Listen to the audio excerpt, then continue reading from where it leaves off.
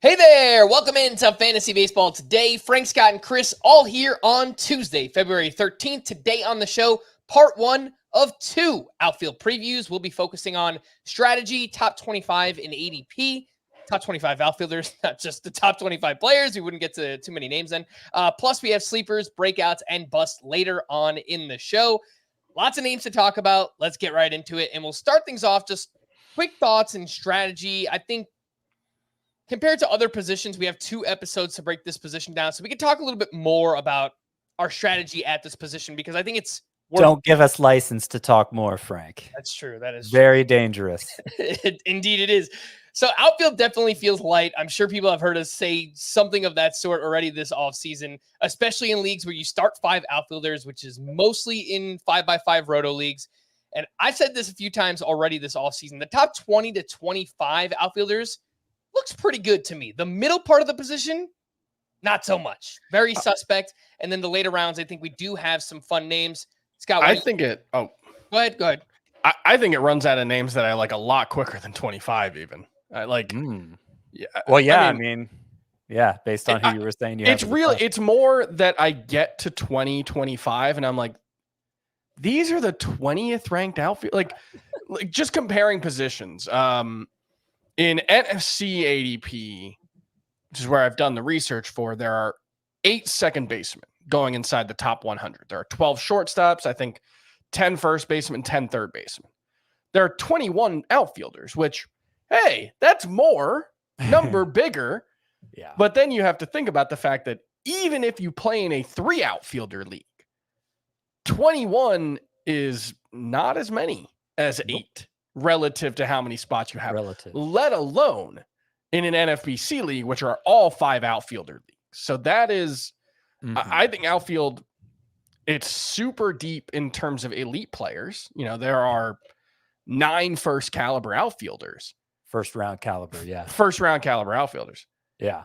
After that, I mean, that's not to say there aren't players I like, but it's pretty like, There are, I will just say there are big question marks going really early at the outfield position. Yeah. Well, I mean, they're kind of, you're incentivized to take bigger risks. You're really, I think there's a lot more pressure for you to use your first round pick on an outfielder just because relative to the infield spots, it's so heavy at the top there.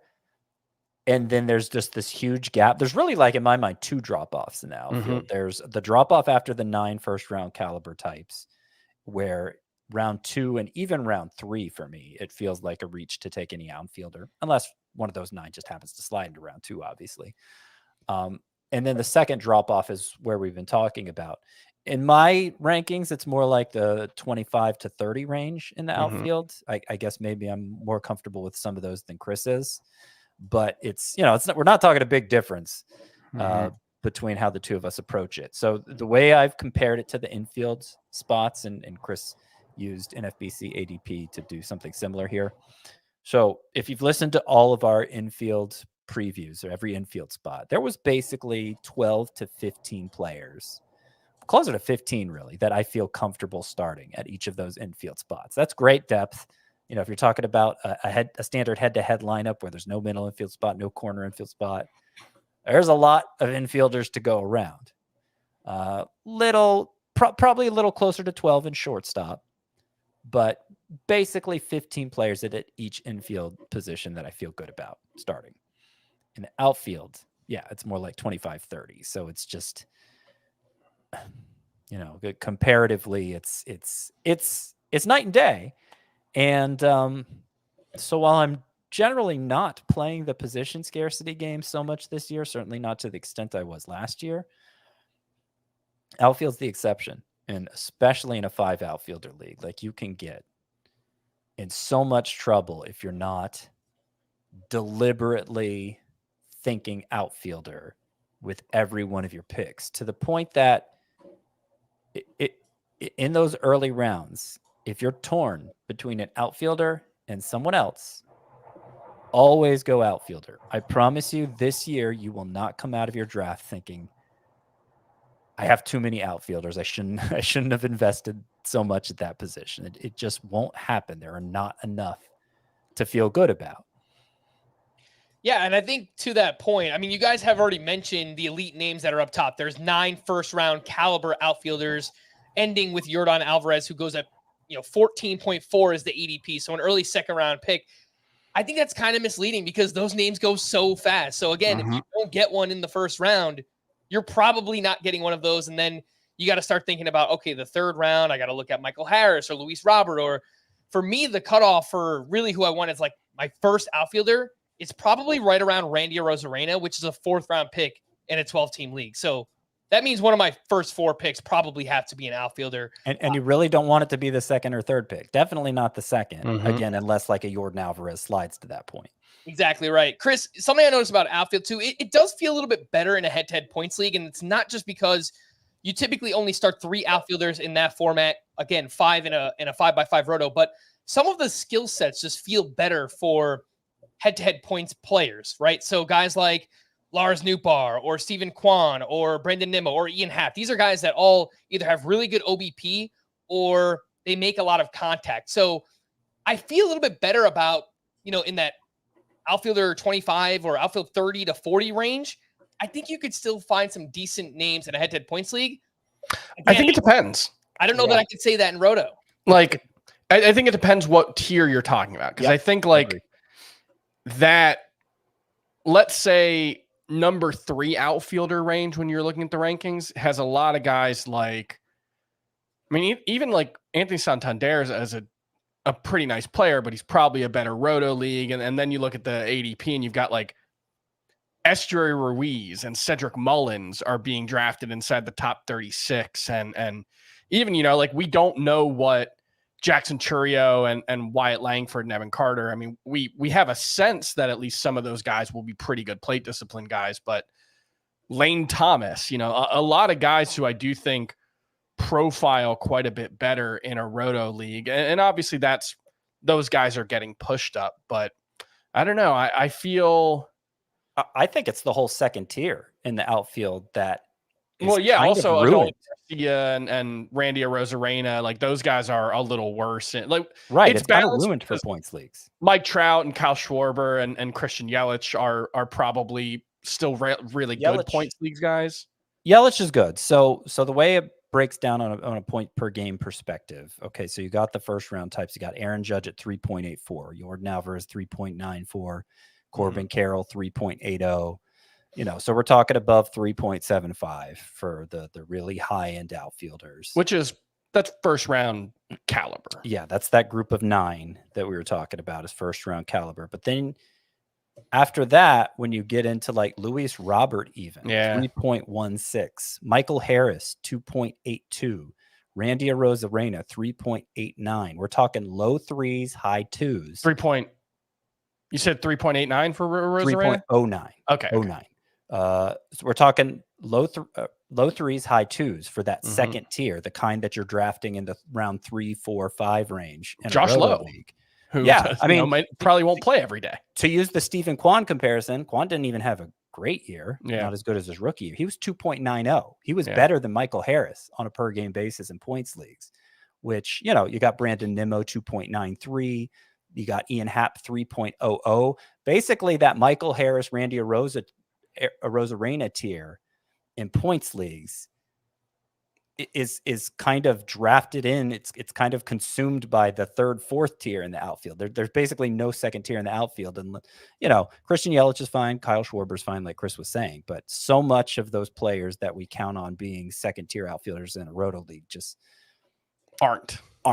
Yeah, in a points league. Yeah, no, and I agree with that. I guess the way I should have phrased that was probably more so the middle part of the draft or just the mid-tier of the outfield position. Again, it's those names that typically go in like the 150 to 250 range. Maybe that's more so the outfield 4 range. Maybe like outfield 2 and 3 aren't great.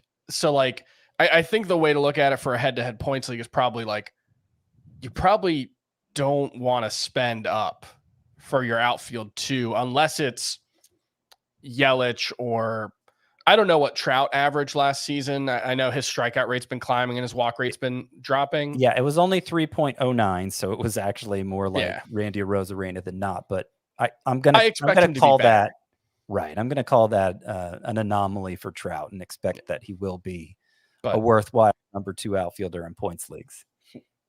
Obviously when he's healthy. But yeah, there's a lot of guys who, unless you're getting one of those guys as your number 2 outfielder, it might be the case in a head-to-head points league that you just don't draft your second or third outfielder until after the 150 range of drafts, which is weird to think about. And it may not feel great, but I think that's the way the position is heading. Yeah, I think that does make some sense. Obviously, there are a few names there that still kind of get propped up in that format. Kyle Schwarber is someone we'll talk about who just much better in OBP and points leagues because the batting average is really low, but he still walks a lot. Lastly, I guess you kind of answered this already, Scott, but do you have a specific amount of outfielders you're looking at inside of basically fill in the blank? How many? I want blank of my top blank outfielders. You want 3 of your top 25. You want, ideally, like 5 of your top 40 or 50. But 2 of my top 25. 2 of my top 25. And that goes for either a 5 outfielder league or a 3 outfielder league, but it goes double for a 5 outfielder league. Mm-hmm. Chris, have you thought about that at all? That, is there a cutoff for you where you're looking, hey, I want like 2 or 3 guys by this point in the draft? I think like 3 of my top 20 would be ideal, but obviously I also want 2 starting pitchers by that point. And so that like I kind of I think the way I'm viewing it though is I kind of want all or nothing, right? Like if I can get 3 of my top 20, great. If I can't, I'm kind of okay waiting. Well, you still would rather have 2 than none, right? I mean, you say all or nothing. Sure, right. Yeah, that's fair. I don't think nothing as many of my top 20 as possible, I guess would be the way to put it. But I'm not, because I have a pretty big gap. I'm lower on Joshua Lowe, which we'll talk about. I think it's very funny that depending on which site you use, he's Josh Lowe on some sites, he's Joshua Lowe on the others, but then Nate is Nate on some sites and Nathaniel on others. Can these guys make up their minds? Sorry. I'm lower on like Josh Lowe in that next tier. So it's X of my top 20. If it's 2 or 3, as many of that as possible. All right. Before we get into ADP, some quick things to promote here. Make sure to sign up for the FBT newsletter if you haven't already at cbssports.com/newsletters. You click on the FBT logo, punch in your email address, and it's easy as that. Chris does a great job with these and has recently been sending out written position previews to accompany these podcasts. And again, those can get sent directly to your inbox for free. Go to cbssports.com/newsletters or scan the QR code in the top right corner of the screen if you're watching on YouTube.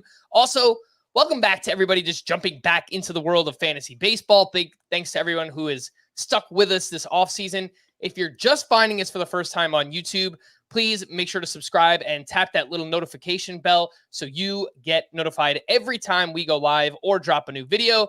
We're typically live on YouTube 5 times per week this time of year, Sunday through Thursday night, usually 10 or 11 p.m. Eastern time. So coming out and you can chat with the other listeners here on YouTube. Let's get into outfield average draft position via fantasypros.com. They use 5 different sites: ESPN, Yahoo, CBS, RT Sports, and NFBC. And there's only one place to start. The consensus top player in fantasy, Ronald Acuña. He improved across the board and just put up one of the truly historic seasons that we have ever seen. 337 batting average, 41 homers, 149 runs scored, 106 RBI, 73 steals. And according to the Razzball Player Rater, that season was worth $71.4 in a 12-team Roto League. The next closest player was Matt Olson, worth $46.6. So just a massive difference between the number 1 and number 2 players in fantasy last year. I'm interested to see what happens with the strikeout rate. He dropped it all the way down to 11% last year. It does leave the door open for some batting average regression. So that'll be interesting, I think, to see where that goes for Ronald Acuña. But we know he's the top player. The thing is, go ahead. His expected WOBA on contact was 2nd in baseball last year. So even if he does lose some strikeout rate, he's still like, I I did a worst case scenario for every first rounder piece that'll be up on CBSSports.com tomorrow morning, probably. It's really hard. Like, it's hard for all of them. That's why they're going where they are. But like, you can talk yourself into things going wrong for Julio Rodriguez. It's really hard to talk yourself into things going wrong for Ronald Acuña. We know he's the top player in fantasy, Scott. The question is by how much for Ronald Acuña. So basically, what are you willing to pay in terms of a auction or a salary cap league? Let's just assume 12-team league, $260 standard budget. How high are you willing to go to get Ronald Acuña on your team? I think he's worth 2 Austin Rileys, basically. That's how much I'm willing to pay for him. I have him as $15 more than my number 2 player, and I think it's totally deserved. I mean, you say it was one of the most dominant fantasy seasons ever. I think it was the best fantasy season ever. Not only does Ronald Acuña go 40-70, first time ever, only 2 players had even gone 30-50 before, so he completely blew out the previous standard for, standard. I don't even know what to call it. Like he set a new standard for power, speed, awesomeness, and blew away the previous standard, basically. And that's just the beginning of what he did right. So you mentioned the 337 batting average. That would have led the majors 3 of the past 5 years, that 337 batting average. His expected batting average was 357. He actually underperformed most of his expected stats. His 149 runs you mentioned, that was the second most for any player since 1949. So he is a true singularity at the top of drafts, beyond what I can remember any player being previously. Mike Trout in his prime, whoever you want to compare him to. I think Ronald Acuña is I mean, obviously, I already said it, $15 more than my number 2 player, and I think it's justified. I think he'll probably go for more than that in your actual salary cap draft. That's where I got to in my how could things go wrong for Ronald Acuña is like, if you have the number 1 pick, it's the easiest pick you'll ever make. In a salary cap or an auction league, that's where it starts to get a little hairy, because I have him for a $55 bid. That's never going to happen. It's got to be more. Yeah. I don't think he's going to go for less than 60 in any leagues, at least not mixed leagues. He's going to go for 70 in a decent amount of them. And if he just does what he did last season, he's going to be worth that. This is the thing that blew my mind. You really want to know the dominance of Ronald Acuña's 2023 season. 1, he drove in 106 runs, and that was by far his weakest category. 2, if you took 20% off of every category, this is what you get from last year. 270 average, 119 runs, 33 homers, 85 RBI, 58 steals. You could drop everything he did by 20% last season, and he's still almost certainly the number 1 player in fantasy. It's hard to it's hard to envision any scenario outside of an injury, which can happen to anyone, but he did tear his ACL 2-3 years ago. So I guess maybe there's heightened risk. I don't really think so, but whatever. It's hard to imagine you're going to be upset with taking Ronald Acuña with the number 1 pick. It's not that hard to see how spending $70 on him in an auction can make you feel pretty bad, because if he's the 3rd best player in fantasy, awesome, your number 1 pick lived up to expectations. That's what you're hoping for.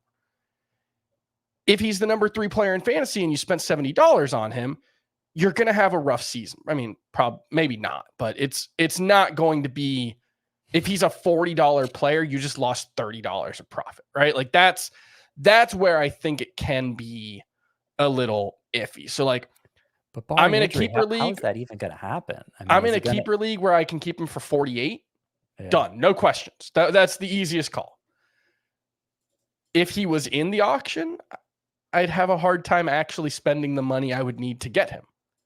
especially in keeper leagues too, Yeah. where there's already inflation involved. People have players that they're keeping for lower values. Like the price on Acuña is just going to be bonkers this year, but likely to be worth it again this year in fantasy. Let's take our first break. When we return, we'll get into the next group: Kyle Tucker, Julio Rodriguez, and much more here on Fantasy Baseball Today.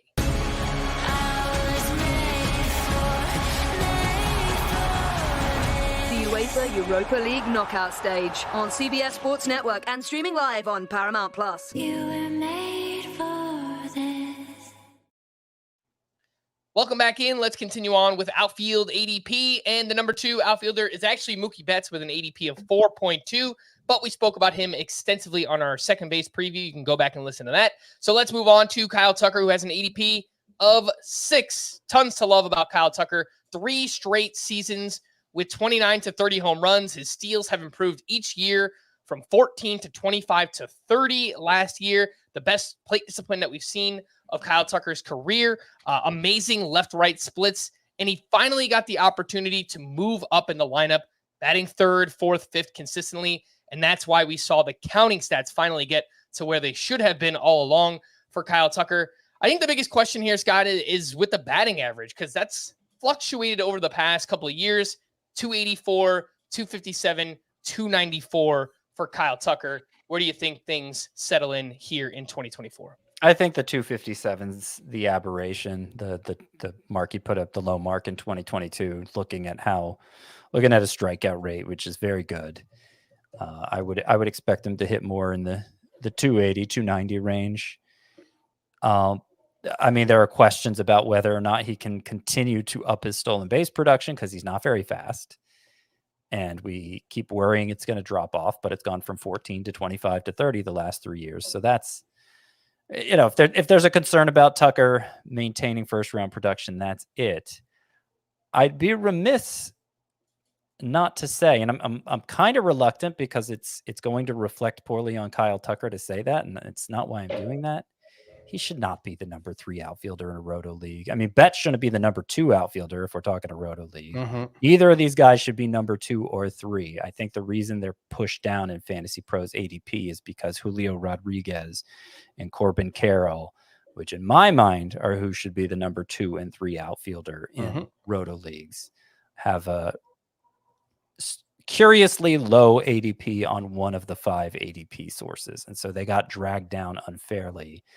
And I think we should be talking about them instead right now. Yeah, I think that's a points thing because their number 3 player is Juan Soto. He's actually the number 3 overall player, which he shouldn't be in a points league either, but it's at least justifiable. So I think that's pulling from a points league source. But let's talk about Kyle Tucker, who I think one of the things that I like to think about when I'm drafting my fantasy teams and doing my analysis for any sport is, what I'm looking for I want guys, when they hit, I want them to hit big. And when they miss, I want them to miss small. And I think Kyle Tucker, there's very little downside at his price. Even, not at the number 3 outfielder, but, where he's going, which is typically outfielder 5 or 6. I think there's very little chance he disappoints you. He's really good at everything. So I think if things go wrong for Kyle Tucker compared to like Corbin Carroll, I can see some cataclysmic outcomes for Corbin Carroll, not necessarily with production, but with that shoulder. I can see some pretty bad outcomes for Julio Rodriguez. He's been really, really streaky. His plate discipline is not great. He really relies on outlier results on balls in play. Kyle Tucker, like, if things are going to go wrong for him, it's probably just like he just kind of disappoints you a little bit everywhere. Like, instead of hitting 290, he hits 260. Instead of hitting 30 home runs, he hits 26. Instead of 190 combined runs in RBI, it's 170. I can't really see a downside. It's the steals. Sure. He could 32nd percentile sprint speed last year, and he could just decide to stop running, or the Astros could decide to stop letting him run. And then he becomes more like probably more like a second rounder. It wouldn't totally destroy him. That's the thing, is it's like, does he regress to like Adolis Garcia? That's still a really good player. It's just not a first round caliber player. So that's when you talk about Kyle Tucker, I think he's might be the most boring player in the first round at any position to talk about, because it's just, I think that the error bars are really slim for him. I don't think he's ever going to be the number one player in fantasy. I don't think the bottom's going to fall out anytime soon. It's just kind of what you get is what you get. And maybe I'm making the mistake of, well, he's been consistent so far, so that means he'll be consistent moving forward, which is not necessarily how things will work. But with the skill set that he has, it's hard to see how too much changes. Next up in ADP, as we already kind of mentioned, should probably be going ahead of Kyle Tucker. It's Julio Rodriguez at 6.2. I think this is mostly format dependent. I'd wager you'll see Julio go ahead of Kyle Tucker in most, if not every roto or categories league. And then Tucker will likely go ahead of Julio in head-to-head points.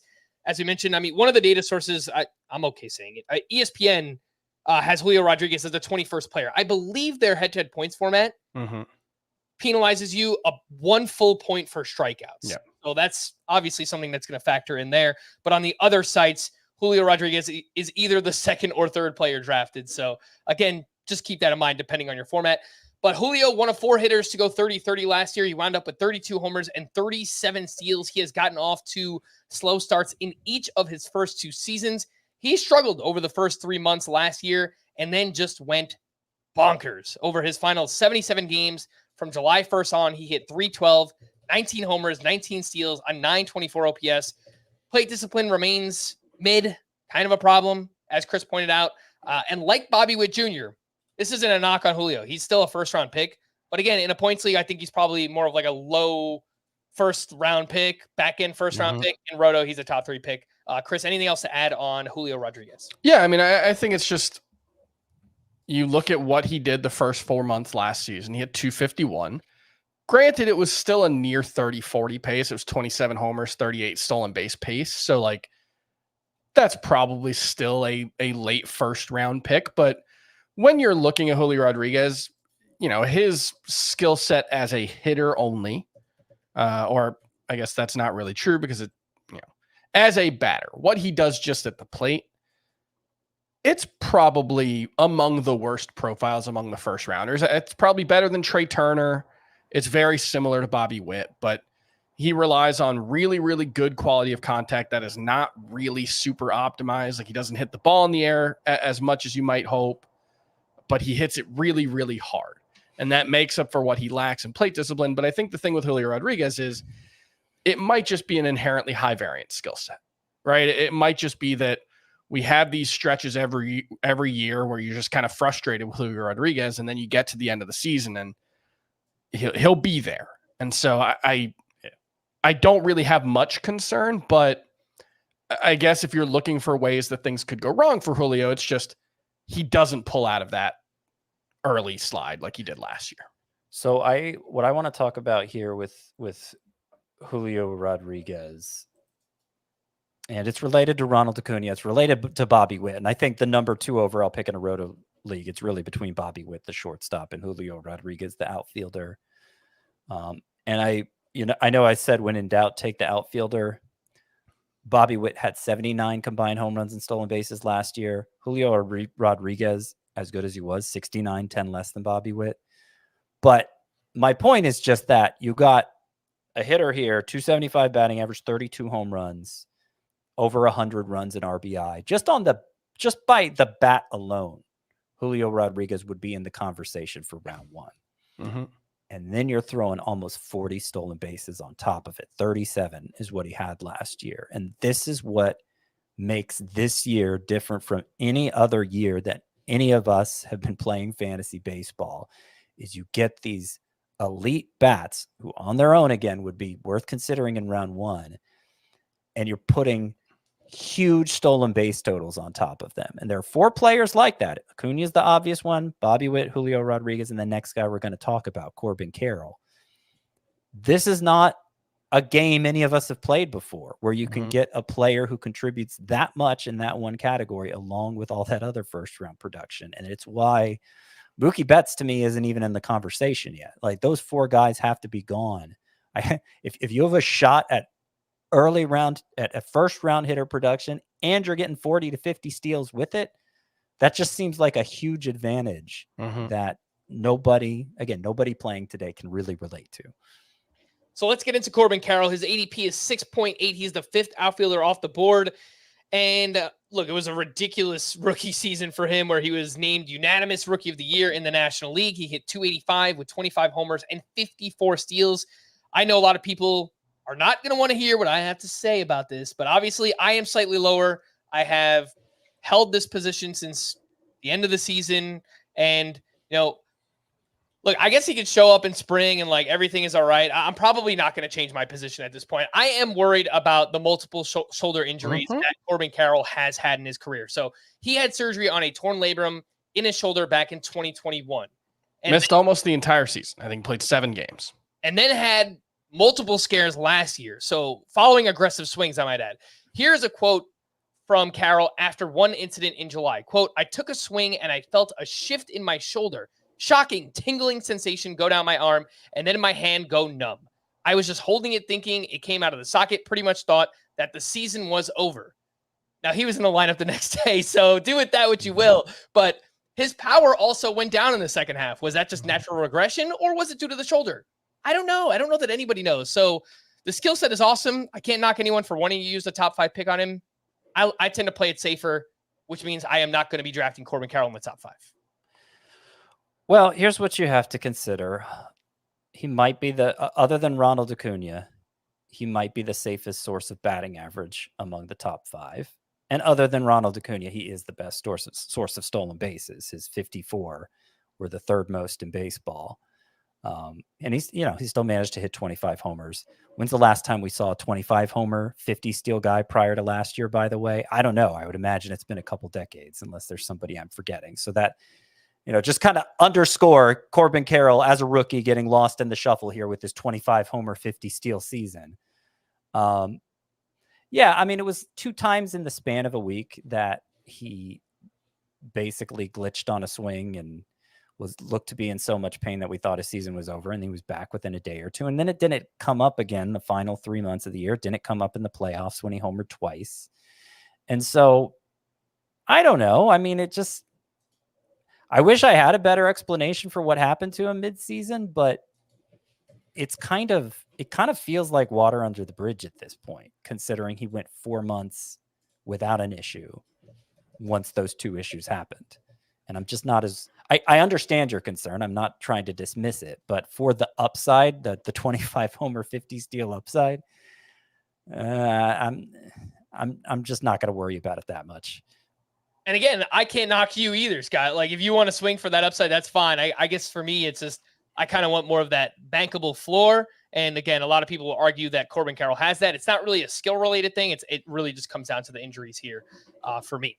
Let's continue on with outfield ADP, and we have Juan Soto at 8.4, who is now playing half of his games in Yankee Stadium. He was traded there this offseason, entering a contract year at 25 years old. Last season hit a career-high 35 homers. It was his 4th straight year with more walks than strikeouts, which obviously gives him a huge boost in head-to-head points leagues. Last year, he finished as the 6th overall hitter in that format. He was the 16th overall player in Roto leagues. And Soto gets a clear ballpark upgrade moving from Petco Park to Yankee Stadium. Scott, I know you've pointed this out many times this offseason. Soto did not hit well in Petco in his career. 482 plate appearances there, a 231 batting average, and a 783 OPS. Chris, I'll throw this one your way. I know that you are the Juan Soto truther. What's the ceiling for this season in Yankee Stadium, and how high should he go in a head-to-head points league? There is no limit. The limit does not exist. I don't okay, he's not going to be Ronald Acuña because he's not going to steal 70 bases. But if Juan Soto hit 40 home runs this season, I really wouldn't be shocked. His career high, I believe, is 35. Yeah, 35 last year. 270 combined runs and RBI as an absolute ceiling outcome at the top of that lineup, hitting in front of Aaron Judge. I think that's reasonable for a guy who might have a 450 on base percent. The ceiling is he's the best hitter in baseball. He might not be the best player in fantasy, but there's a top 3 fantasy ceiling because Yeah, he'll probably also steal about 12 bases, something that he did last season and had been in like the 9 to 12 range before. So I think that's a reasonable expectation. Juan Soto is a weirdly controversial player. He got, at least in fantasy, I think he maybe got anointed as, a top 5 player a little too soon. I don't know if he's justified the cost when it's been that high, but he's arguably the best hitter in baseball. He's going into the Hall of Fame in, 20 years. Like I don't have him ranked this high. We're talking about that ESPN ADP pushes him up ahead of, I would say, 3 guys we haven't talked about. One of whom is a second baseman, so I guess that's why we haven't talked about him. But 2 guys in the outfield who we will talk about very shortly, I have ranked higher than him. But I think Juan Soto is absolutely a first-round pick, and if you get him at the end of the first round, you should do a little dance. Who are the 2 players? I have Fernando Tatis and Aaron Judge ahead of him.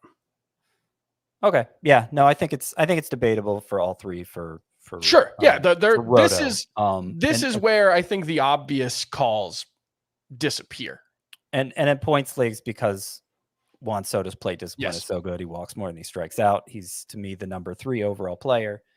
But I want to talk because yes, there's been a lot of hand wringing over Juan Soto the past 2 years. What's wrong with him? Why is he not performing like he did at the start of his career, competing for batting titles and whatnot? Mm-hmm. I think it really is San Diego. Like, you could boil it down to he was playing in San Diego. And you mentioned, Frank, how bad his numbers were there. To give the other side of the coin, just last year, this past year, when some people would say he was a disappointment, on the road, Juan Soto hit .307 with 23 homers and a 1026 OPS. So he was basically the Juan Soto from Washington. I'll just say, Juan Soto was not a disappointment last year, and if you think he was, your standards are ridiculous. I mean, as a top 15 hitter, you drafted him higher than that. I get it, but now he's leaving Petco Park, the 5th worst home run venue for left-handed hitters, and going to Yankee Stadium, the 2nd best home run venue for left-handed hitters. So beyond just the batting average, we may be about to see the best Juan Soto we've ever seen. And with that trade that sent him to the Yankees, I went from saying, okay, I'm not sure we can do Juan Soto in round 1 again, maybe more like mid-round 2. Then he gets traded to the Yankees, and it's like, okay, Juan Soto, round 1. I'm back on board. And that's probably like a top 5 pick in a points league, right, Scott? And maybe a back half first rounder in a roto league. Yeah, I'm having a hard time sorting out what I want to do between Soto, Tatis, and Judge. I mean, Tatis is the only one who gives you that speed element. Judge, of course, has massive 50-plus homer upside, but injury concerns. I think I've decided for categories leagues, for roto leagues, Tatis, Soto. No, I'm sorry. Yeah, Tatis, Soto, Judge. Just playing it extra safe with Judge. But I think that's kind of its own sub-tier. All 3 of them have the upside where if they finish as the number 2 player in fantasy next season, it wouldn't feel noteworthy. It would be probably the most surprising for Soto, but I don't know. Like, he could hit 45 home runs this year and bat 20. I don't think that's out of the realm of possibility. Scoring 130 runs, batting ahead of Judge. It is worth noting he does not have a swing optimized to take advantage of Yankee Stadium. At least historically, the way he swung, he doesn't tend to produce a lot of power down the lines. He produces a lot of power to the power alleys, and that's always been something where he's underperformed his expected stats, and his quality of contact is typically elite, top 4% of the league last season in terms of average exit velo. It's just he tends to hit it to the deep parts of the park, and in Yankee Stadium, I get my jokes off about how it's a little league park down the lines, but it's pretty deep to the power alleys. So, if Soto hits 35 home runs, I also wouldn't be surprised. Like, if he doesn't see a big boost in power, it wouldn't shock me either. Oh, now Yankee Stadium is a deep ballpark all of a sudden, Chris. Oh, it's so interesting. I did want to point out, I think Soto is, I agree with all your points, Chris. I think Soto is the caliber of hitter where if he wants to change his approach a little bit to be more pull happy, he's good enough to do that. And maybe it's something he has done in 7 career games in Yankee Stadium. He has 4 home runs there. So again, he hasn't typically done that, but it wouldn't surprise me again if he changes the approach a little bit and taps into that like 40, 45 home run upside this season. Let's take our final break. When we return, we'll get into Soto's new teammate, Aaron Judge, right after this. Out there are 2 colossal beings, both forces of nature in their own regard. But in here, as soon as the chute bursts open, the duality of man and beast begins to fade. This is the PBR on CBS Sports Network. Welcome back in. Let's pick things up with Aaron Judge. His ADP is 9.4. He's the 7th outfielder off the board. His season last year was derailed by a fractured toe, which limited him to just 106 games. Yankees GM Brian Cashman said this offseason that Judge's toe injury is, quote, a resolved issue.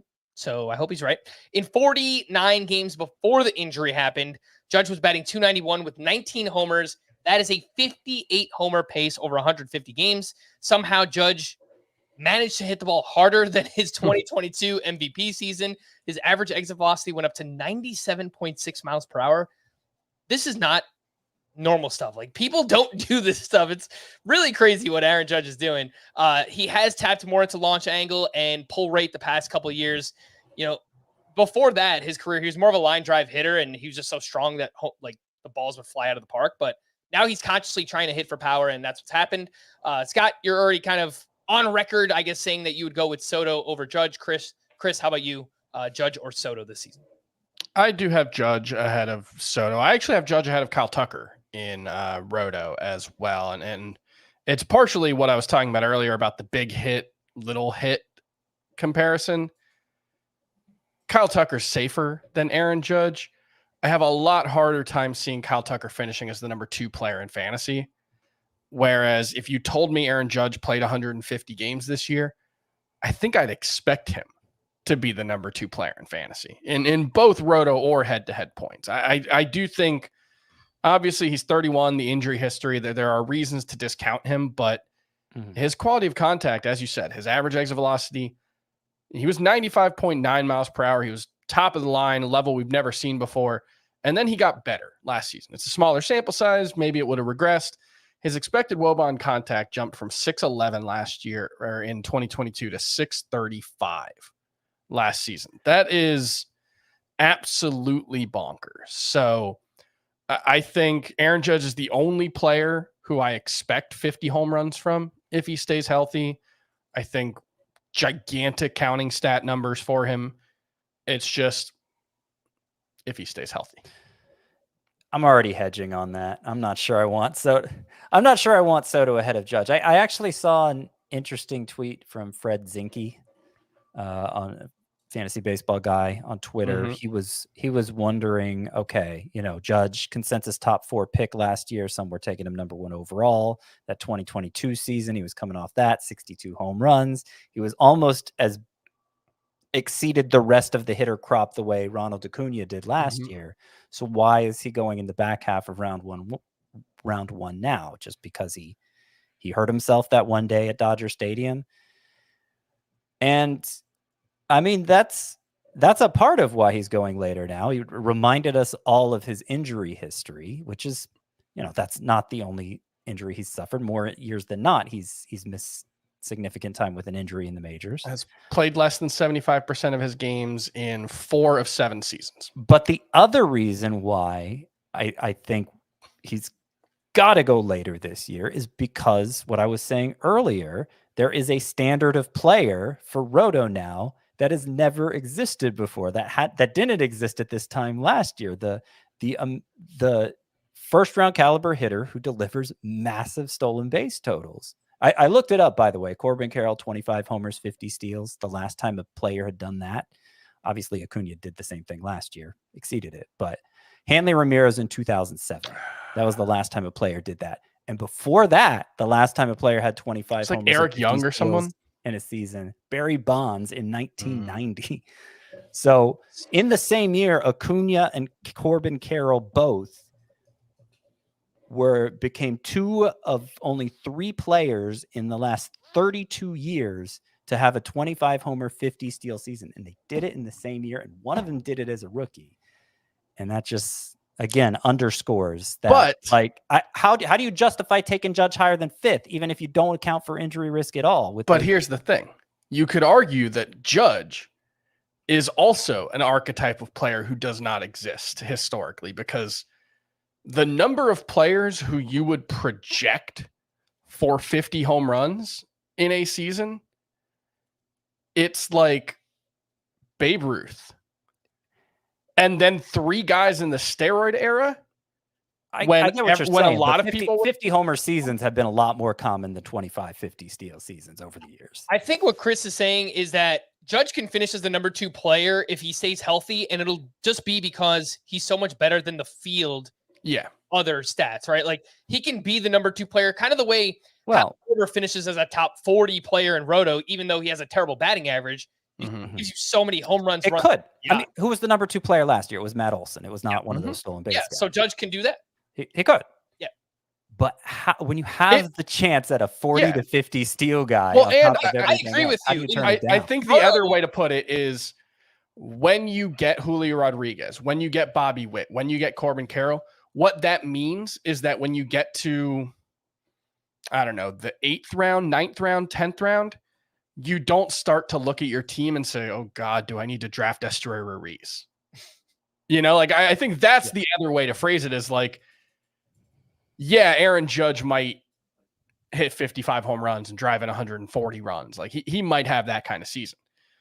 But from a team building and a roster perspective, he presents some complications in a traditional Roto league. I think it's only true in a traditional Roto league, though.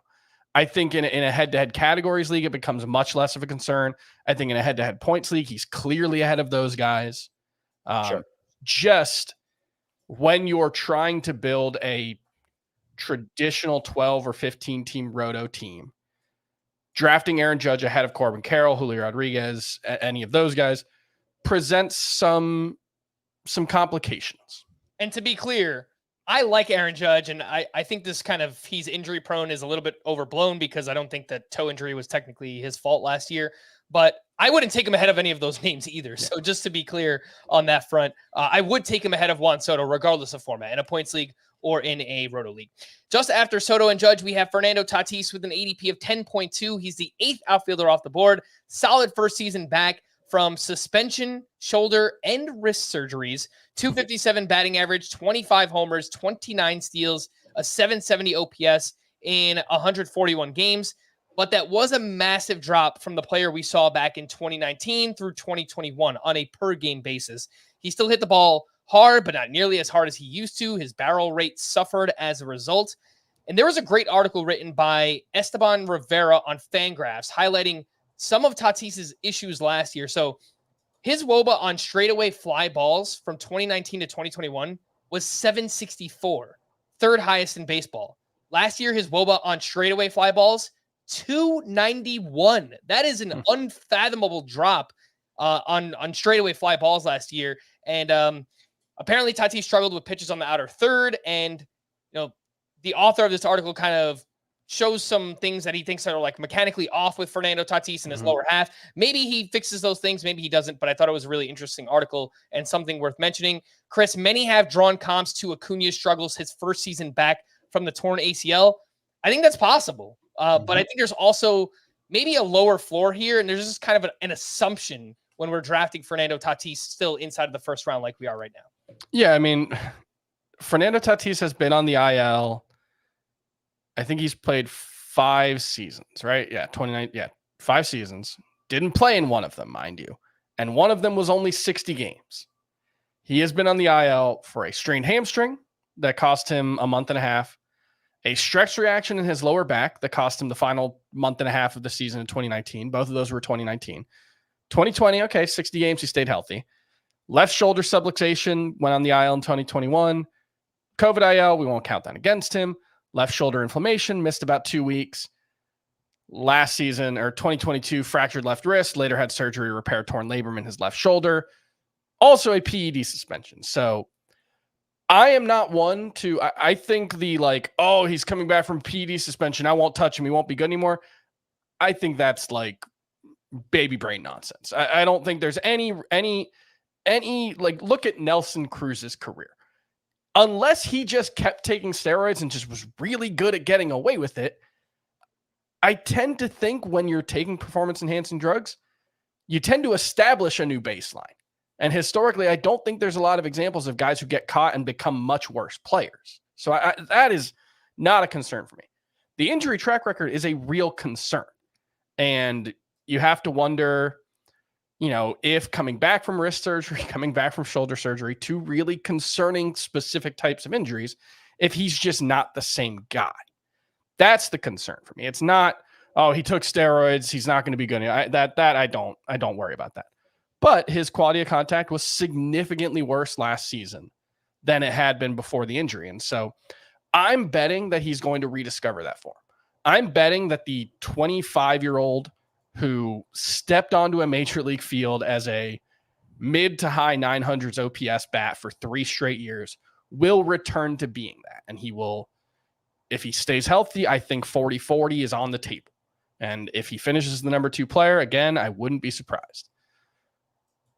I have my concerns that he can't be that guy anymore after the injuries, though, for sure. I'm making the bet, like I did with Ronald Acuña last year, that he can get back to being that guy he was before, because historically, this is a profile you bet on. Like the guy who steps on the field as a 20-year-old and looks like a Hall of Famer, just bet on that guy figuring out. Bet on Juan Soto figuring, like all these things that we've talked about. He just may not be that guy anymore. Okay. I mean, yeah. Here's what I want to stress, though. Acuña, in his first year back from ACL surgery, 2022, was much worse than Tatis was last year. And for as underwhelming as we could say Tatis was, it was basically a 30-30 homer. Yeah. Like it was basically a 30 homer, 30 steal pace if you eliminate the time he missed at the start of the season to the suspension. He had 25 homers, 29 steals. The biggest way he underachieved was a 257 batting average. But even that, you look at the expected batting average, 281. Tatis was one of the biggest underachievers in expected batting average. It sounds like if he's just who he was last year, that's Kyle Tucker. Yeah, like I think the healthy floor is like Kyle Tucker or like a slightly diminished Julio Rodriguez. Right. And, you know, you that author made that, what was the author's name? He made the case that it was mechanical issues. Well, that obviously was what was afflicting Acuña too. After a year off, his knee still not feeling quite right. Well, Tatis didn't just have knee surgery; he had shoulder and wrist surgery. And so, you know, I'm an optimist with him too. I don't think I haven't ranked quite as high as Chris does, but I do prefer Tatis to both Juan Soto and Aaron Judge in a categories league, since he is going to give you the steals and may be the closest any player can get to Ronald Acuña. All right, we drop down a touch into the second round where we find Yordan Alvarez, the 9th outfielder off the board. When you consider the ability to hit for both power and batting average, Alvarez might be one of the 3-5 best hitters in all of baseball. Last year, he hit 293 with 31 homers and 97 RBI in just 114 games. Over a 150-game pace, that's 40 homers, 127 RBI. Injuries have been an issue. He's averaged 31 games missed per season over the past 3 years. Scott, if you're targeting Alvarez in the early second round, should you avoid pairing him with other potential risks in that range? An Aaron Judge, a Fernando Tatis, a Shohei Ohtani. Maybe you don't think those guys are risks, but I'm sure there are many who do. Would you maybe kind of play it safe, not pairing two of those players together?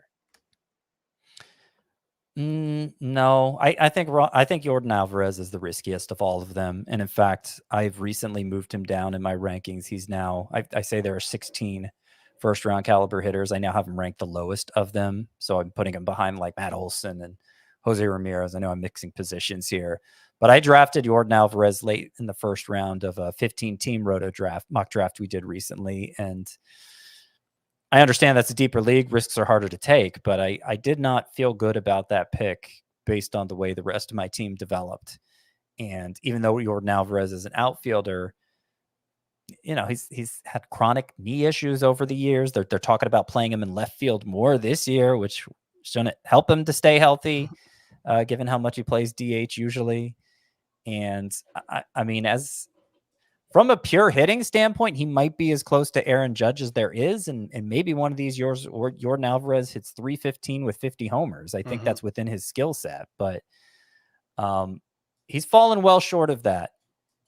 Coming off a 114 game season, 135 the year before, I just don't feel as comfortable with him as my first round pick as I do all the other outfielders we've talked about so far. And I will point out, like, Aaron Judge isn't going to contribute much in stolen bases.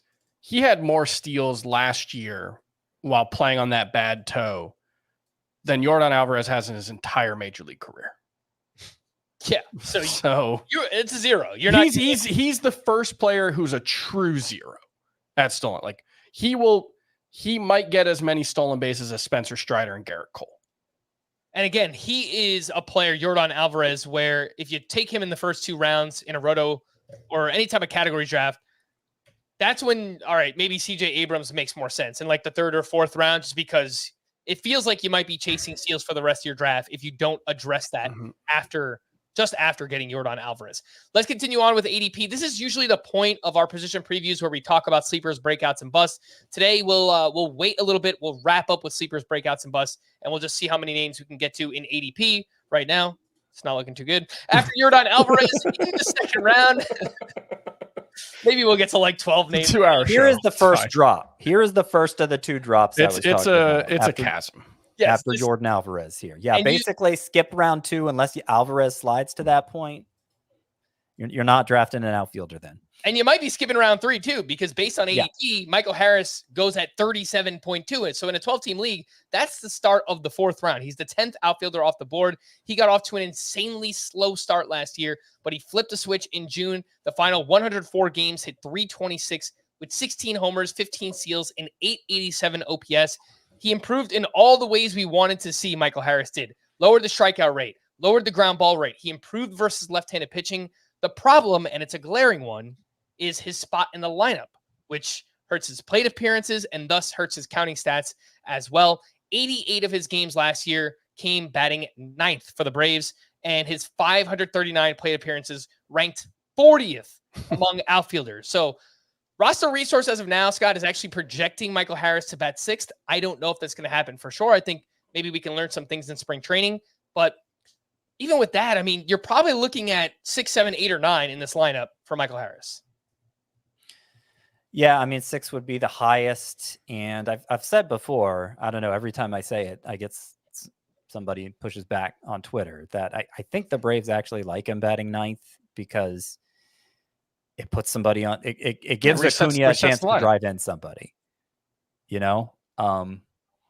and he's always had success there. And at times when they move him up to 2nd and try him out, he doesn't stay long. Like when they've given him chances to move up on the lineup, he hasn't seized the day.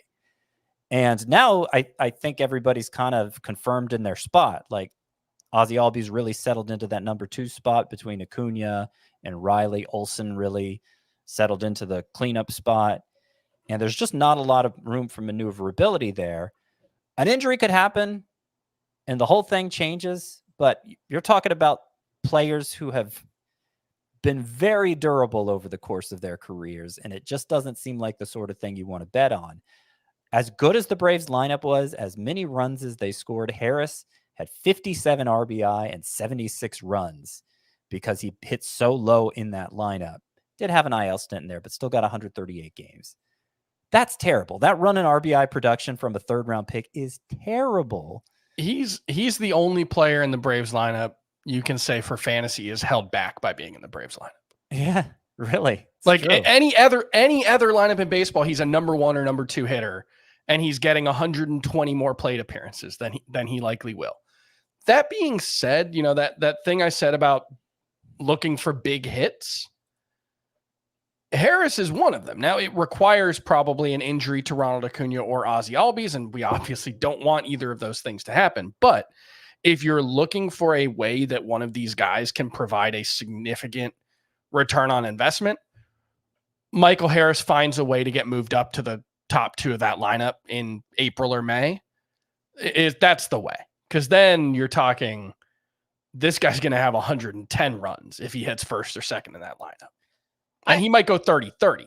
With as good as that lineup is, if Michael Harris does bat sixth, I think he could still get there. I think he can still have a massive season. 25-25 with 180 runs plus RBI. I mean, that would still be a pretty damn big hit as, someone going in the early fourth round. So and the four seems really high. I don't want to discount it because, again, like he's made so many improvements. I'm probably going to have Michael Harris on at least one team just because I think it could happen. And the good news is we'll probably get some hint if the Braves are planning to move him up in the lineup. If they're planning to bat him sixth, I agree. Sixth versus ninth is a big difference, and sixth would change my perspective on Michael Harris. If we get some indication in spring training, like he's batting sixth every time they put the first team out there, okay, all right, we'll have a different conversation at that point. But based on what we know now, I'm really unlikely to take him in round 4 even. Let's talk about Luis Robert, whose ADP is virtually the same as Michael Harris. So you have to make a decision on these two. The ADP 37.4, 11th outfielder off the board. He finally stayed healthy and put it all together last year. 38 homers, 20 steals. Luis Robert was one of 6 hitters to go 30-20. How did he unlock that power? Well, he raised the launch angle. He started pulling the ball more than ever before as well. Some of the things that worry you about Luis Robert, he's a very aggressive hitter. He chases a ton, lots of swing and miss in his profile, has consistently dealt with injuries. 145 games last year was a career high in the majors. And the White Sox are going to be very, very bad. So even with that breakout season last year, it was 170 runs plus RBI for Luis Robert. Chris, I like the talent. I like the prospect pedigree, but it just feels like there are so many ways this can go wrong for Luis Robert as like a borderline third-round pick. Yeah, I mean, Luis Robert has been a professional in the majors or in America since 2017. Now, that was rookie ball. Most guys don't play that much in rookie ball. So since 2018, he's played 6 seasons. He has played 122 and 145 games, and those are the only 2 years where Luis Robert has played more than 100 games out of 6. So the injury concerns here are legitimate. And there's some performance concerns. I don't really know if it's right to say performance concerns from my perspective. I would put it like what I said about Julio Rodriguez. It might just be a high variance profile where there's an inherent risk when you swing and miss as much as he does and when you're just as undisciplined as he is. But we saw last year, and we've seen for most of his career, really, when he does make contact, really, really good things happen. He's been north of a 440 expected WOBA on contact 3 of his 4 seasons in the majors. I think the injury is the bigger concern. If Luis Robert's healthy, I think he's going to put up not 38 home runs again, but probably 30 plus. He's going to steal another 20 plus bases. I think the counting stats, they're not going to be great because of that lineup, but I think he's going to get to 170-ish runs plus RBI. It's just, he might be the biggest injury risk of any player, at least certainly among the top 50. Yeah, the injury risk is reason for me to be shaky on drafting Luis Robert. But then you bring in the run and RBI, the fact that he's probably not going to have 100 of either at this range in the draft. This has been one of the things I'm fixating on this year because I know it's let me down in the past, thinking, okay, as long as I balance my home runs and stolen bases, the runs and RBI should be there. That used to work in the past. I don't know if there's just more part-time players now, or everyone pays more attention to lineup spot now. And so the guys bat higher on the lineup get pushed up. I don't know what it is, but that formerly idiot-proof approach of the runs and RBI will take care of themselves has exposed me as the idiot. Because I finish high in home runs and I finish low in runs and RBI. And I need to take care of that early. I could see it being like more teams hit their best hitters first and second now. Yeah. And obviously that wouldn't be a problem so much for runs, but I've noticed it with RBI.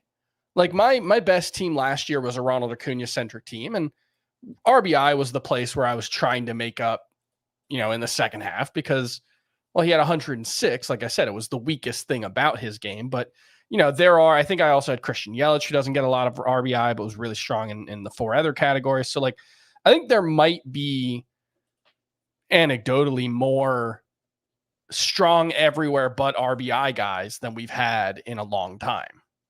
Yeah, and sometimes you might not even realize it, right? I've done drafts where, you can take a Trey Turner in round 2 or a Jose Altuve in round 3, and in your mind, you're just thinking, wow, Great player. I'm racking up power and speed and Corbin Carroll. And next thing you know, like you're low on RBI. So it is something definitely to be cognizant of earlier on in your drafts. After Michael Harris and Luis Robert, we drop down to the round 4-5 turn where we get Randy Arozarena and Adolis Garcia. Arozarena, his ADP is 48. He's the 12th outfielder off the board. And here's a term I've never used to describe a player: inconsistently consistent. 3 straight years of going 20-20 with an OPS between 773 and 815. Arozarena has finished as a top 50 player in Roto 3 years in a row. He finds a way to get there each season, but there are drastic swings in his monthly production, which can be really frustrating if you play in any type of head-to-head format. Outside of that, Randy Arozarena did some nice things last year. He walked more than ever before. He raised the launch angle, career highs in average exit velocity and barrel rate. Chris, he's not going to blow you away, but he's definitely a player that I like to target in 5 outfielder leagues just because you plug him in and by the end of the season, you get a 20-20 season and he doesn't kill you. He's just solid. It feels like he's plateaued, right? Like it feels like this is who he is, but no player in baseball outperformed their expected WOBA by more than Randy Arozarena did between 2021 and 2022. He outperformed his expected WOBA by a whopping 39 points. That's a massive number. Last year, he actually underperformed.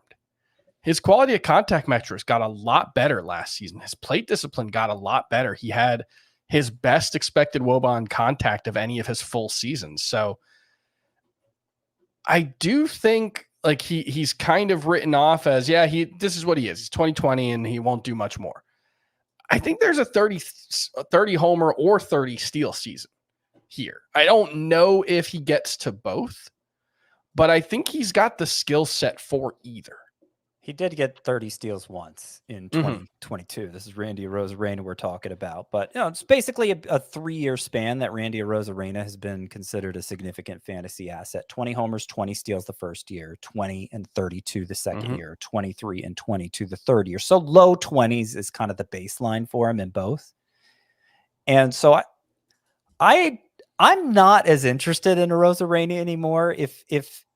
If we're thinking the likelihood is more low 20s in stolen bases, I mean, that I feel like has been diluted so much in this new stolen base environment where we saw a 40% increase in stolen bases across the league. I just don't think a 20-20 guy, if you're telling me you can get that in round 8, that's one thing. But in round 4, like you're usually drafting Arozarena, I just don't think that's impactful enough relative to the players you're going to get at other positions. I think Arozarena is being elevated just by name value because, we're used to drafting him here, and also because there aren't great outfielders to draft here. So this is kind of a range of outfielders that I tend not to go after.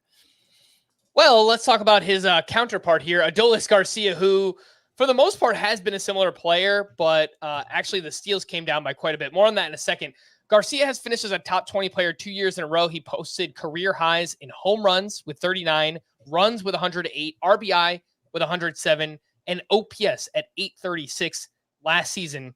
He hits the ball hard. He's improved the plate discipline 2 years in a row. He was a menace in the playoffs. He was absolutely awesome there. Unfortunately, got hurt. But the steals went from 25 in 2022 to just 9 last year. The Rangers just did not run as much under Bruce Bochy. And now that Adolis Garcia is 1 year older, the sprint speed is trending down. I don't know that he's going to get back to running either. So it's just not a profile, Scott, that I find myself drafting. And maybe that's just going to continue to make Adolis Garcia undervalued. But he's giving you no batting average or speed and just really good home runs and counting stats. Yeah.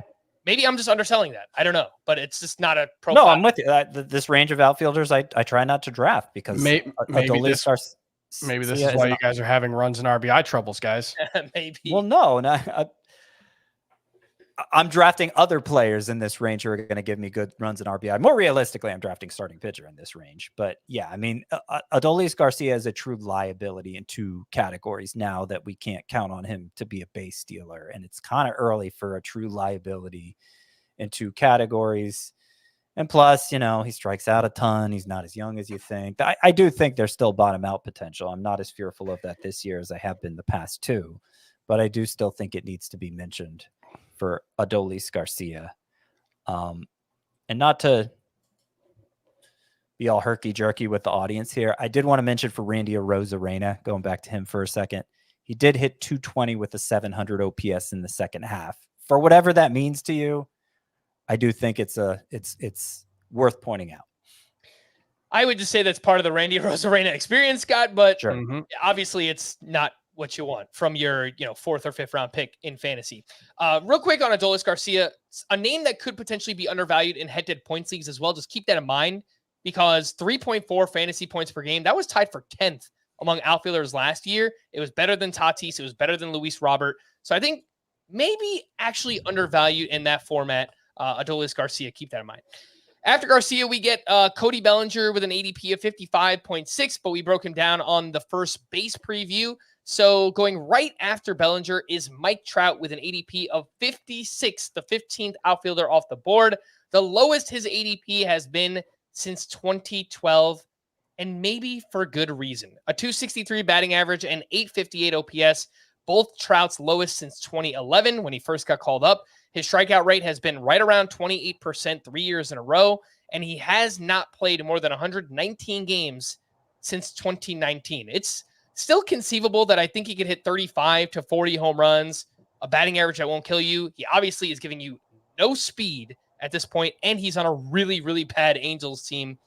Chris, is this enough of a discount to consider Mike Trout? ADP is 56. I have him ranked a little lower than this.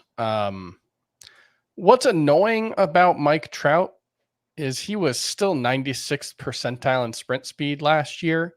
So when you say you get no speed from Mike Trout, that is true for your fantasy team, but he's killing it on the treadmill or whatever. I don't like this dude. Can you justify drafting Mike Trout at 56 overall? Yes, because I still think on a per game basis, if we got a season where Mike Trout was still arguably the best player in baseball on a per game basis, that wouldn't surprise me. He was kind of that in 2022. Like, remember, he was not far behind Aaron Judge in terms of homers in 2022. Remember, he played 119 games. He hit 40 home runs. That's an easy 50 plus homer pace. I think it's like a 55 homer pace over 162 games. Now, he's not going to play 162 games. I know that, but like, I still think the likeliest outcome is Mike Trout hits like a first round caliber player. Now, there are reasons to think that he has declined. His whiff rate has skyrocketed. His strikeout rate last year was 29%. That's the highest it's ever been. I'm aware of all those things, but it's still Mike Trout. I think he's still going to be incredible when he plays. I think he's going to be a massive, massive benefit to your lineup the 80 to 130 games that he's out there. Look at Scotty pumping up the chest and the shirt to show off. Yeah, Trout I wore my Mike Trout shirt, my Mike Trout jersey for the part one of the outfield position previews here. I will say, pretty much echo everything Chris says, but I'll add that this is the point where I often get back in on drafting outfielders. So I didn't love the value of Michael Harris, Luis Robert, Randy Arozarena, and Adolis Garcia, all going in the 30 to 40 range, pick 30 to 40 range.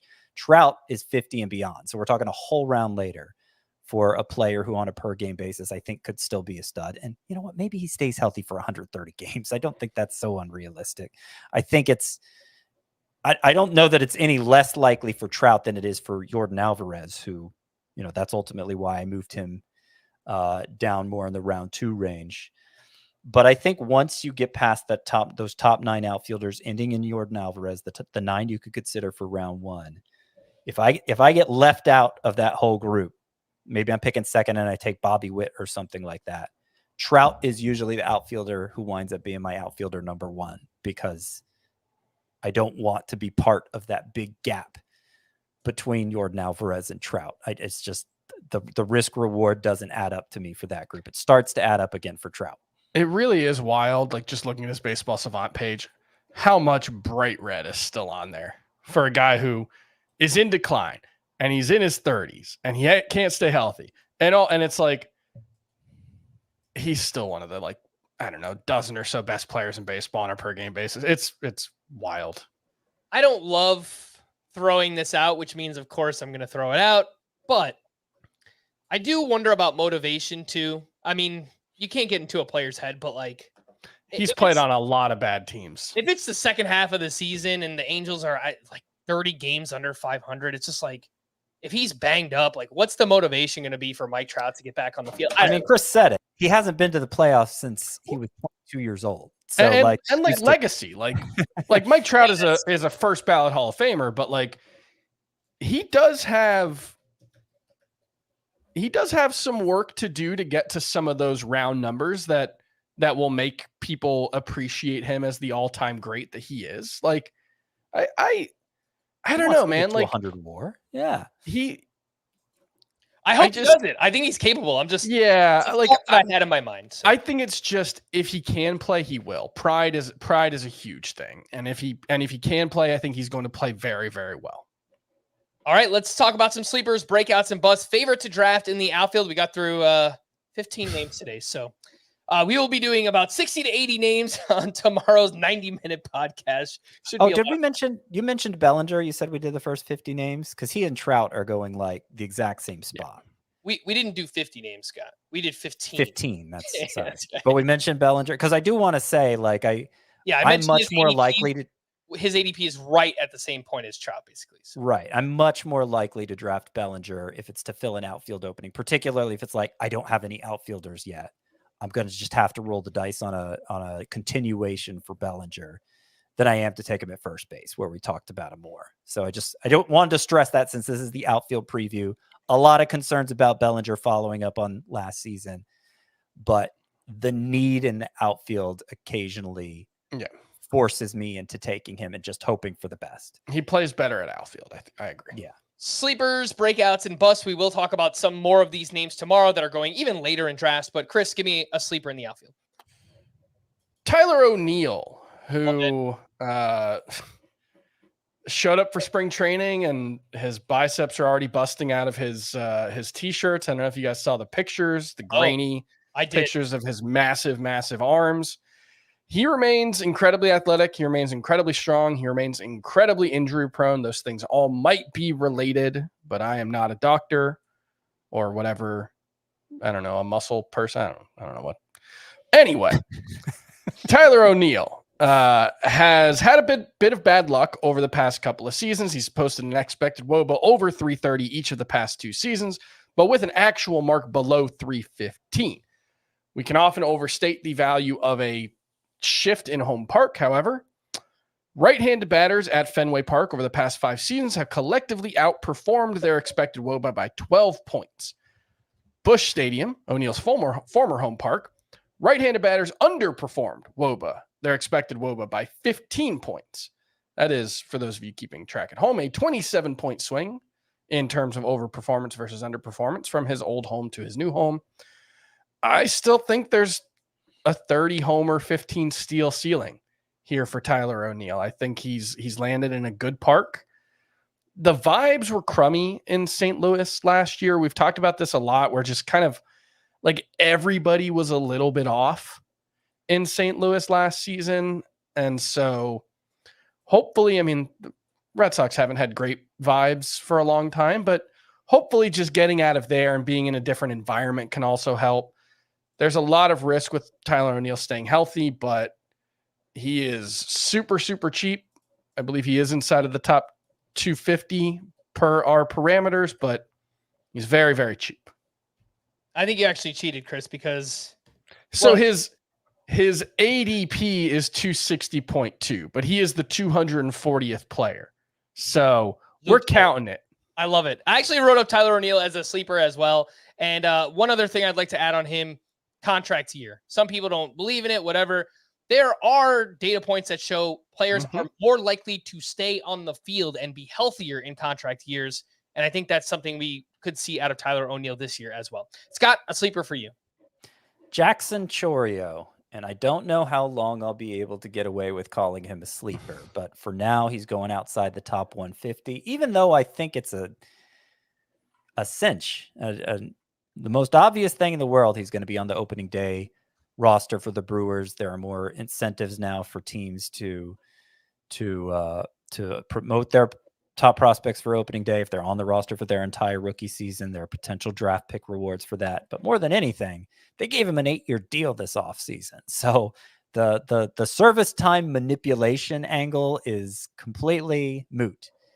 And so, I mean, unless Chourio falls flat on his face this spring, he's going to be there. They've left center field open for him. 20-year-old uber prospect. You look at the just top line numbers for him in a year spent mostly at AA. So what's considered the biggest leap in the minors from A ball to AA. 283 batting average, 22 homers, 44 steals. Got that strikeout rate down to 21.4%. Pretty good and a big improvement from A ball. That's impressive enough. But Jackson Chourio's time at AA was in the Southern League specifically, where they were experimenting with pre-tacked baseballs and pitchers were spinning the heck out of the ball. And strikeout rates for the league at large were way up, offensive production way down. The second half of the year, they got rid of the pre-tacked ball in the Southern League. And from that point forward, Jackson Chourio hit 324 with a 917 OPS. That strikeout rate was all the way down to 13.4%. It was a contact hitter. And I understand he's 20. I understand a lot of these uber prospects, they've gotten called up and disappointed us in recent years. But such a multifaceted skill set. I think Julio Rodriguez type upside for Jackson Chourio. And, I'm kind of beating everybody to the rush. I'm drafting him inside the top 100, certainly in a categories league, certainly in a 5 outfielder league. I'd take him as my number 2 outfielder. I think once everybody sees him going in spring training, he's got to rocket up draft boards. That's Jackson Chourio. The ADP for Chourio is 162.2 as the 37th outfielder off the board. If you look at the past month over at the NFBC, it's 138.9, and Scott is still beating the crowd to the punch. Again, willing to take him inside of the top 100. A sleeper for me, Chris, you mentioned the vibes last year were crummy in St. Louis, and that's exactly where Lars Nootbaar plays, where I had him as a breakout. It didn't come to fruition last year, but he still does a lot of the things that I liked last season, and the ADP is still really good, going right around the top 200 picks. He hit 261 last year with 14 homers and 11 steals in 117 games. He was constantly dealing with injuries, a bruised left thumb, a bruised lower back, a bruised abdomen, which he suffered in August. But if he could stay on the field, I think that's still kind of a big if. Likely to bat in the top 3 in the Cardinals lineup, a lineup that I do think he's going to bounce back this year, and flash more speed than I thought Lars Nootbaar actually had. So can he hit 260 with 20-plus homers and 15 steals and a really good on-base percentage and solid counting stats? Yeah, I think that's all possible. And he is someone who plays up very well in a head-to-head points league as well. Scott, breakout. We'll start with you.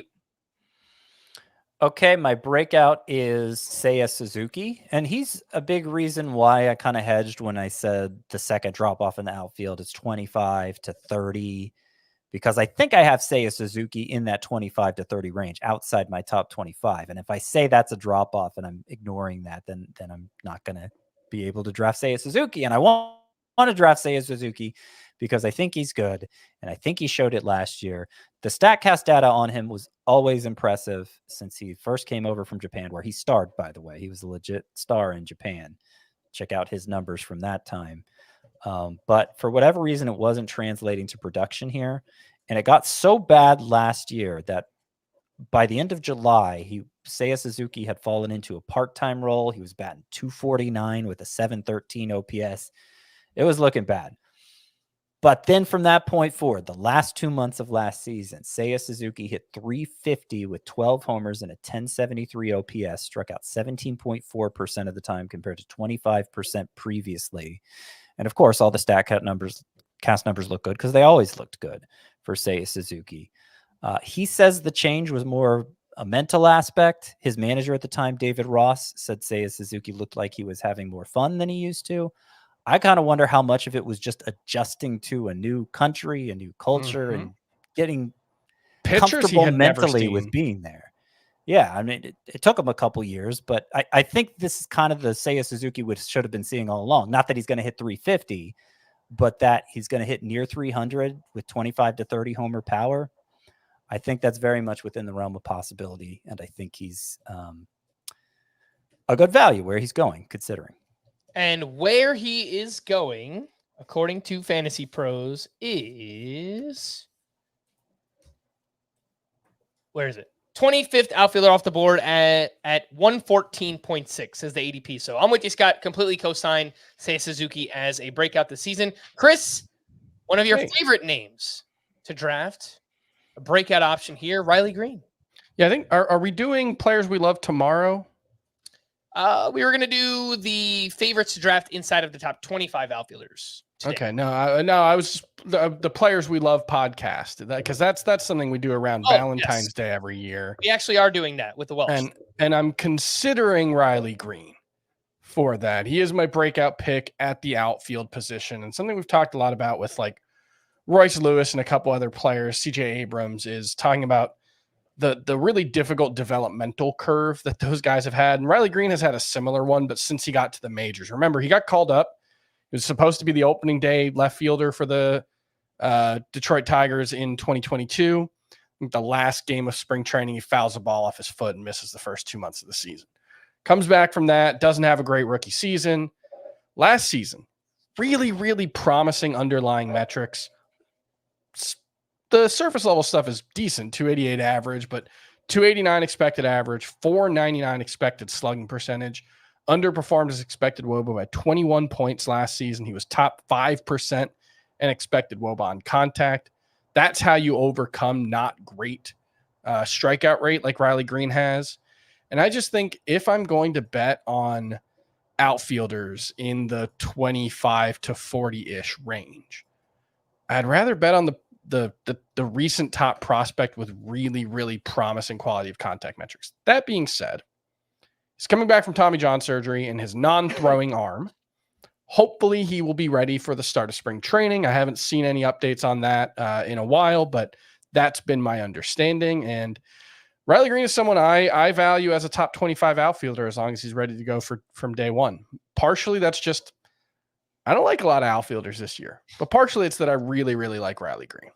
Yeah, you do. One might say you do love him because the ADP 41st outfielder off the board, 169 overall. So obviously you are way ahead on Riley Green. My guess is he will be on a lot of your teams. So I agreed with Scott on Seiya Suzuki. The other name I wanted to mention was Jarren Duran as a breakout this season. Last year he hit 295 with 8 homers and 24 steals in 102 games. He lowered his strikeout rate, elite zone contact. If you take a peek under the hood, he traded in some ground balls for line drives, something you like to see. And he improved versus left-handed pitching, although it wasn't a very small sample size. So my hope is that Jarren Duran will play every day and hopefully lead off for the Boston Red Sox. Obviously, I really like the Red Sox lineup. I think we can get a Josh Lowe light type season from Duran. Probably not as much power, but 15 homers, 30 steals, good batting average, lots of runs scored. Yeah, I think that's all possible here for Jarren Duran. Chris, a bust in the outfield. All right. So I don't love Josh Lowe, but I think he's fine-ish. So I will focus on Lane Thomas. Now, I want you guys to tell me which of these things does not sound like the other. I'm going to give you 4 numbers, and you tell me which one doesn't sound like it belongs. 755, 726, 845, 705. 845. Thank you. Very good. That is Lane Thomas's first half OPS. Those other numbers were 726, his major league OPS before last season, 755, his minor league OPS, 705, his OPS after the All-Star break. That sounds to me like a guy regressing to the mean really, really hard in the second half last season. Now, he'll steal enough bases that I think there's a somewhat high floor, and Thomas did still hit for decent power after the All-Star break last season, but he really had to sell out for that power. His average after the All-Star break fell to 223. He overperformed pretty much all of his expected stats. Yeah, he pulls the ball in the air and all that stuff, and that's fine. A low 700s OPS, a 240 to 250 hitter, which is what his expected stats suggest. That's a fine player if he steals 20 bases. That's not a top 10 round pick. And that's where you have to draft Lane Thomas a lot of the time. So this is one that I can't get anywhere close to his price. I think I'm about 70 picks in my rankings behind his ADP. There is almost certainly no instance this season where Lane Thomas will be the top player on my draft board. What were those numbers you were semi-projecting for Lane Thomas? 250-ish batting average. It was 255 last year. Okay. Expected batting average, I believe, last year. Okay, keep going. What were the numbers? I think I only said that, and then 20-ish steals. Low 700s OPS. I'm not sure that's going to be that different from my expectations for Randy Arozarena. Maybe. So the thing you give there is, Arozarena a higher ceiling. I'll grant that. For me, it's more Arozarena Lane Thomas outperformed his expected stats for a half a season, and then he crashed back down to earth. Arozarena did it for 2 full seasons in 2021 and 2022 by the biggest mark in baseball, outperformed, and then improved the underlying skill set in 2023. I'm not even talking about expected stats. I'm just, look at what Arozarena did last year. Look at what Lane Thomas, whatever. I have Lane Thomas as a bust too, but I'm kind of hedging on it if everybody has him as a bust because, and you kind of mentioned this, in the second half, as much as his percentages fell off, he still had 14 homers and 12 steals in those 68 games, which I don't know. As bad as Outfield is, if he's gonna go beyond round 10, I don't know. I'm kind of on the fence about Lane Thomas. I get it from a skills perspective. He overachieved last year. But I don't know. He's in a good spot to keep playing. It definitely comes down to price because I think at NFBC he's like near the top 100. Sure. And Fantasy Pros ADP he's closer to 120. I think I have him 180th or something. So there's a point where he could fall, but it's unlikely to happen. All right, Scott, a bust for you. What you got? I'll try to be quick about this. Estuary Ruiz is my bust. I think, other than Ronald Acuña, he was the top base stealer in baseball. 67, I believe he had. And I think some people, either they're underestimating how many sources of stolen bases there are these days, or they just neglect stolen bases so much and they feel like they have to catch up. And so they reach for Estuary Ruiz. That is literally all he provides is stolen bases. And he might not even get to 67 again because he was such a bad hitter last year that by the end of last season, the lowly Oakland A's were not able to play Estuary Ruiz every day.